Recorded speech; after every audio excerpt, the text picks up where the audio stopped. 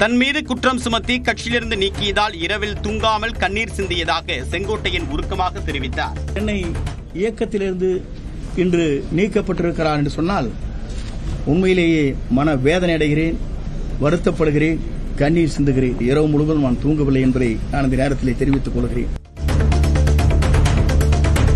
பொதுக்குழுவால் நீக்கப்பட்ட ஓ பன்னீர்செல்வம் உள்ளிட்டோருடன் தொடர்பில் இருந்தால் நடவடிக்கை எடுப்போம் என தெரியாதா என்று செங்கோட்டையனுக்கு அதிமுக பொதுச் செயலாளர் எடப்பாடி பழனிசாமி கேள்வி எழுப்பியுள்ளார். அனைத்து இந்திய அண்ணா திராவிட முன்னேற்ற கழகத்துடைய பொதுக்குழு தீர்மானம் நிறைவேற்றப்பட்டு அறிவிக்கப்பட்டிருக்கின்றது. கிட்டத்தட்ட 2500க்கும் மேற்பட்ட பொதுக்குழு உறுப்பினர்கள் ஒன்று கூடி ஏகமனதாக நிறைவேற்றப்பட்ட தீர்மானம். அதற்கு எதிராக செயல்பட்டா தலைமை என்ன முடிவு எடுக்கும்? தன்னை கட்சியிலிருந்து நீக்கியதை எதிர்த்து வழக்கு தொடரவிருப்பதாக முன்னாள் அமைச்சர் செங்கோட்டையன் தெரிவித்துள்ளார். இவர் இப்போது இருப்பது தற்காலிக பொதுச் செயலாளர் தான், நிரந்தர பொதுச் செயலாளர் என்று இதுவரையிலும் தேர்தல் ஆணையம் அந்த ஆணையை பிறப்பிக்கவில்லை. 53 ஆண்டு காலம் தலைவர் காலத்திலிருந்து நான் தீவிர உறுப்பினராக இருந்த என்னையே நீக்கப்பட்டிருக்கிறது என்பது கேள்வியாக வழக்கறிஞர் மூலமாக வழக்கு தொடர்கிறேன். தான் தேர்தல் ஆணையத்தால் அங்கீகரிக்கப்பட்ட பொதுச் செயலாளர் என செங்கோட்டையனுக்கு எடப்பாடி பழனிசாமி பதிலளித்துள்ளார். இதெல்லாம் நீதிமன்றத்தின் மூலமாக நாங்கள் கிடைக்கப்பெற்றோம். அங்கே தேர்தல் ஆணையத்தின் மூலமாக கொடுக்கப்பட்டது.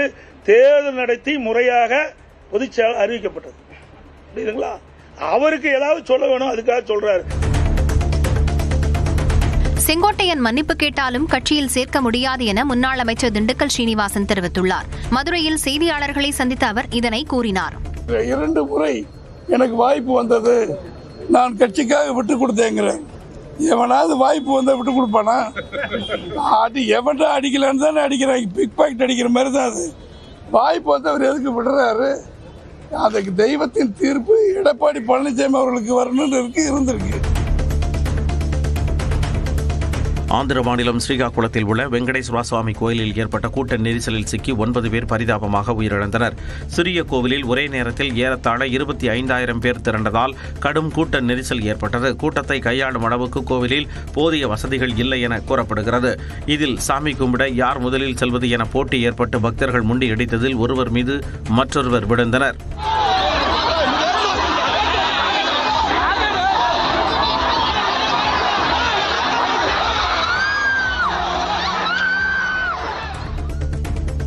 தமிழ்நாட்டில் அரசியல் கட்சிகளின் கூட்டங்களுக்கான வெளிநாட்டு நெறிமுறைகள் குறித்து காவல்துறை, அரசு துறை அதிகாரிகளுடன் முதலமைச்சர் மு.க.ஸ்டாலின் ஆலோசனை மேற்கொண்டார். இந்த கூட்டத்தில் எடுக்கப்பட்ட முடிவுகளின் அடிப்படையில் வரைவு வெளிநாட்டு நெறிமுறைகள் தயாரிக்கப்பட்டு விரைவில் நிலையான வெளிநாட்டு நெறிமுறைகள் வெளியிடப்படும் என்று எதிர்பார்க்கப்படுகிறது. பீகார் சட்டமன்ற தேர்தல் நல்லாட்சிக்கும் காட்டு ராஜ்யத்திற்கும் இடையிலான போட்டி என்று மத்திய உள்துறை அமைச்சர் அமித்ஷா தெரிவித்துள்ளார். பீகார் மாநிலம் கோபால்கஞ்சில் நடைபெற்ற தேர்தல் பேரணியில் காணொலி வாயிலாக பேசிய அவர், ராஷ்டிரிய ஜனதா தளம் மீண்டும் ஆட்சிக்கு வந்தால் காட்டாட்சி திரும்பிவிடும் என்று கூறியுள்ளார். बिहार का भविष्य तय करने का, बिहार किसके हाथ में रहेगा? जंगल राज सालों तक बिहार पर थोपने वालों के हाथ में रहेगा या नीतीश कुमार जी और नरेंद्र मोदी जी की जोड़ी ने बिहार को जो विकास के मार्ग पर चढ़ाया है उनके साथ रहेगा? பிஹாரி என்பது இனி அவதூறு சொல்லாக இருக்காது என முதலமைச்சர் நிதிஷ்குமார் தெரிவித்துள்ளார். இது தொடர்பாக தனது வீடியோவில் பிஹாரி என்பது ஒரு காலத்தில் அவதூறு சொல்லாக இருந்ததாகவும் அதனை மாற்ற கடுமையாக உழைத்ததாகவும் தெரிவித்துள்ளார்.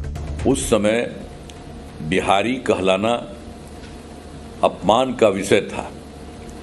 तब से हमने पूरी ईमानदारी और मेहनत से दिन रात काम करके आपकी सेवा की है.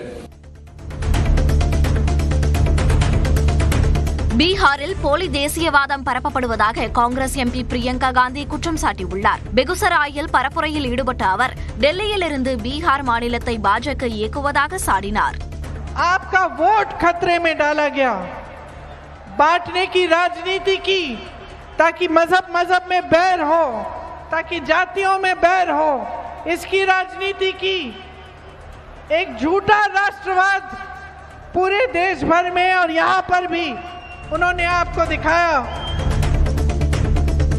வாக்காளர் பட்டியல் சிறப்பு திருத்தம் தொடர்பாக முதலமைச்சர் மு க ஸ்டாலின் தலைமையில் இன்று அனைத்து கட்சிகள் கூட்டம் நடைபெறவுள்ளது. பீகார் போன்று தமிழ்நாட்டில் வாக்காளர் பட்டியல் சிறப்பு திருத்த பணிகள் வரக்கூடிய செவ்வாய்க்கிழமை தொடங்க உள்ளன.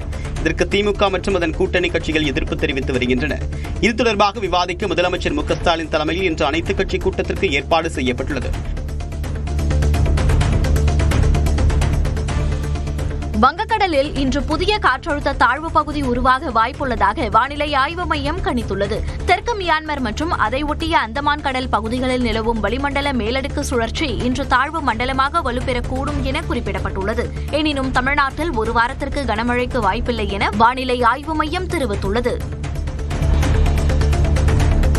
திருப்பத்தூர் மாவட்டம் வாணியம்பாடியில் டீ கடையில் வேலை செய்பவருக்கு 1,61,46,000 ரூபாய் ஜிஎஸ்டி நோட்டீஸ் வந்ததால் குடும்பத்தினர் அதிர்ச்சியடைந்தனர். சென்னையில் பார்சல் நிறுவனம் நடத்தி வருவதாக குறிப்பிட்டு தனக்கு நோட்டீஸ் வந்துள்ளதாக தெரிவித்துள்ள முகமது பைசா என்பவர் இதுகுறித்து காவல்துறையில் புகார் அளிக்க உள்ளதாக குறிப்பிட்டுள்ளார். பாத்தீங்கன்னா 1,60,00,000 ரூபாய்க்கு மேல வந்துருக்குது.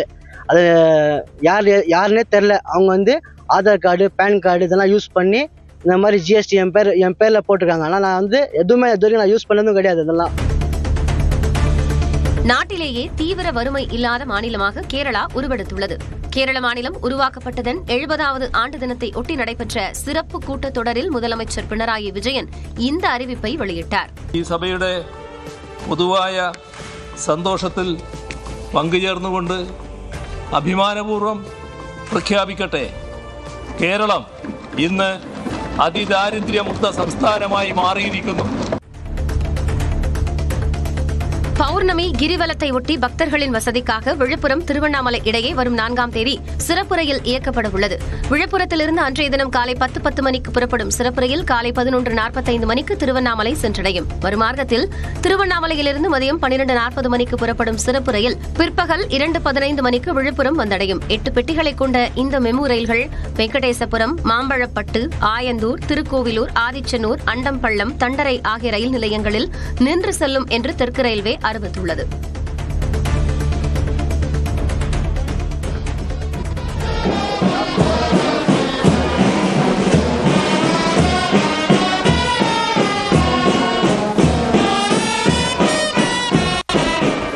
புதுச்சேரி விடுதலை தின விழாவையொட்டி கடற்கரை சாலையில் நடைபெற்ற விழாவில் முதலமைச்சர் ரங்கசாமி தேசிய கொடியை ஏற்றி வைத்து காவல்துறையினரின் அணிவகுப்பு மரியாதையை ஏற்றுக்கொண்டார். பல்வேறு படைப்பிரிவினர் மற்றும் பள்ளி கல்லூரி மாணவர்களின் அணிவகுப்பு மரியாதையையும் அவர் ஏற்றுக்கொண்டார்.